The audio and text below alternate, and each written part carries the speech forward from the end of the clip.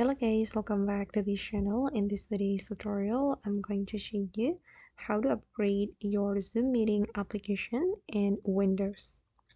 Okay, let's get into it guys. Here I have opened my laptop and then I'm going to open my Zoom meeting application. Once we have opened the Zoom meeting, we can go to our profile. You can click on this icon guys, and then you are going to scroll down until you find the upgrade now option. Just click on the upgrade now, and here you can select a subscription cycle. You can select monthly or annually, and I'm just going to select monthly, then click on proceed to checkout. And after that, your browser will be opened. Since I'm using Chrome, so the Zoom meeting bring me to the Chrome, and I have to sign in.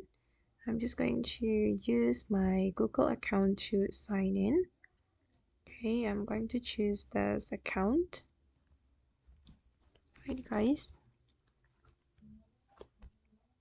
Okay, and we have to check out our product. You can select the number of users, and then I'm just going to enter 5 and select a subscription cycle.